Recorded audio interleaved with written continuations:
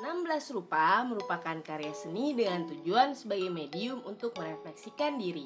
Karya ini dibuat oleh perempuan, didedikasikan kembali untuk perempuan sebagai kelompok sosial yang sering diasosiasikan dengan peran ganda. 16 Rupa adalah realitas diri perempuan, bukan sebagai objek sosial, namun manusia yang berakal budi, indah, dan setara. 16 Rupa menjadi satu karya seni hidup yang diniatkan untuk terus berkembang oleh pembuat karya, sesuai dengan konteks keadaan perempuan pada masanya. Masa pandemi menjadi situasi yang tidak mudah terutama bagi perempuan. 16 Rupa dalam sinema hadir sebagai upaya untuk menjadi medium refleksi bersama atas norma-norma yang mengkerdilkan suara perempuan terhadap tubuhnya.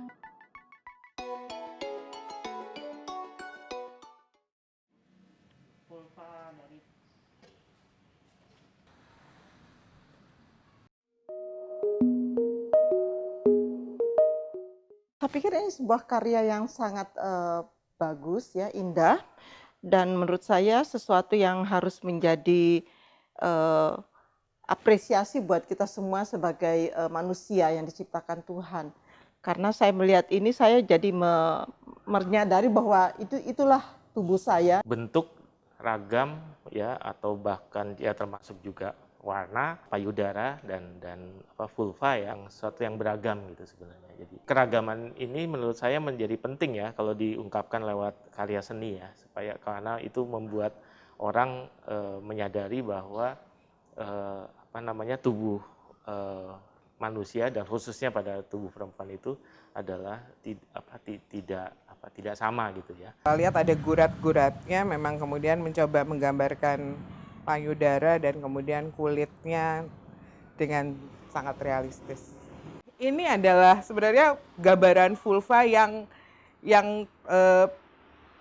nyata, yang paling sering ditemui ketika kita berbicara tentang ras Indo Malaysia.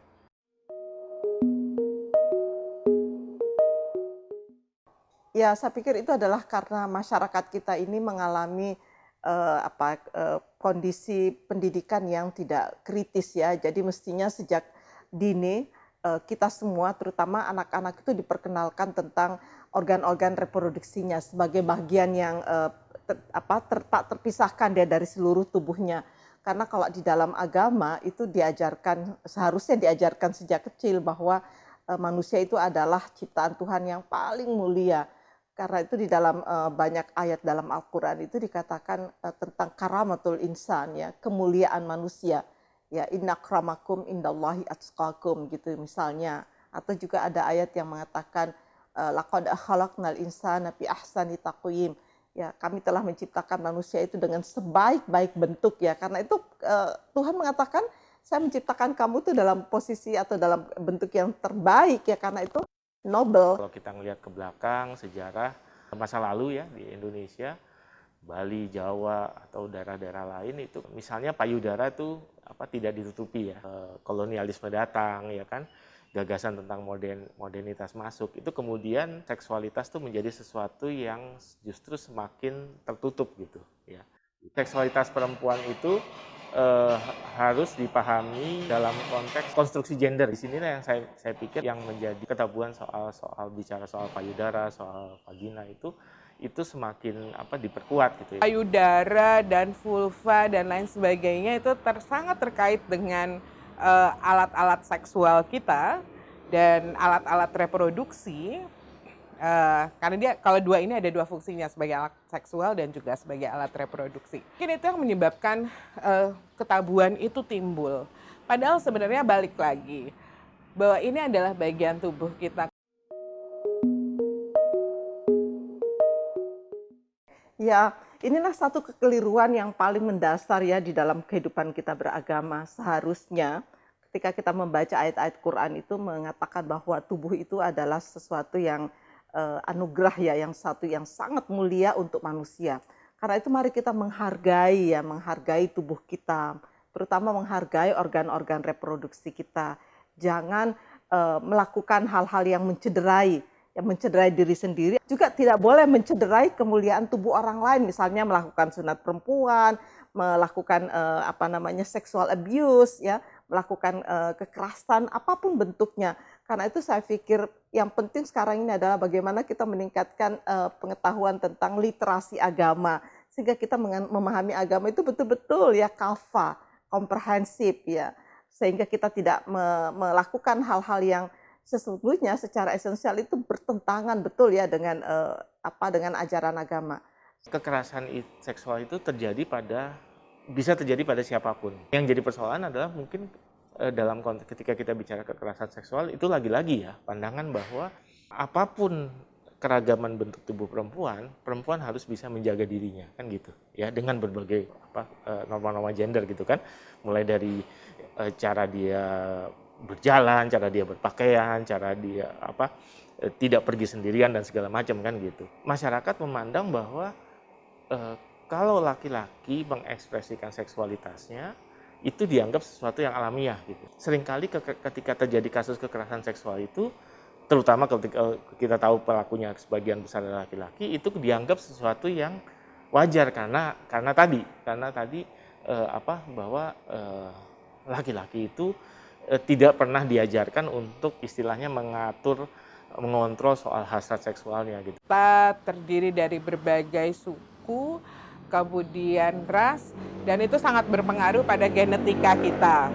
Berbeda satu sama lain itu nggak ada masalah. Tidak ada standar payudara yang sehat sebenarnya tuh nggak ada kalau dari segi bentuk ya, warna. Tetapi memang kemudian ketika terjadi perbedaan warna pada seorang perempuan, seperti yang saya bilang tadi, kalau ini tanda lahir dari awal itu nggak masalah. Tapi begitu sebelumnya tidak ada tanda kemerahan atau perubahan warna di payudara, dan ketika itu muncul, maka perlu diwaspadai. Menurut saya adalah ya memang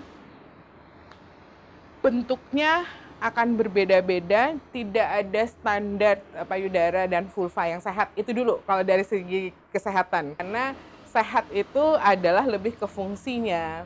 Sekali lagi bahwa seringkali kita merasa entah karena terlalu banyak melihat film atau iklan kecantikan yang sebagian kemudian bilang ada pemutih, sekarang ada, kalau dulu ada sabun untuk mencuci untuk cebok gitu ya.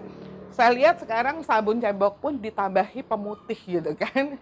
As if penting gitu kan bahwa vulva kita putih bersinar dan kinclong. Tapi sebenarnya itu hal-hal yang tidak diperlukan, karena kemudian itu hanya akan menambah iritasi, karena yang kita tahu kalau di luar ini masih kulit. Tapi sebenarnya mulai dari labia minora sampai ke arah dalamnya itu adalah selaput, mulai selaput mukosa. Jadi kalau kita mencoba melakukan banyak manipulasi untuk membuat vulva kita menjadi indah atau menjadi terang, menjadi putih dan terang benderang, sebenarnya yang ditakutkan adalah kita sedang melakukan perlakuan-perlakuan yang tidak dibutuhkan oleh vulva itu sendiri. Mari kita mengapresiasi ciptaan Tuhan ini dalam bentuk apapun. Kita harus saling menghormati satu sama lain. Mengapa? Karena di dalam banyak ayat Al-Quran lagi dikatakan bahwa sesungguhnya meskipun kamu diciptakan dalam bentuk yang terbaik, tetapi Tuhan itu tidak melihat pada bentuk kamu, bentuk tubuhmu atau bentuk fisikmu, tapi Allah itu memandang kepada hatimu dan amal-amal baikmu.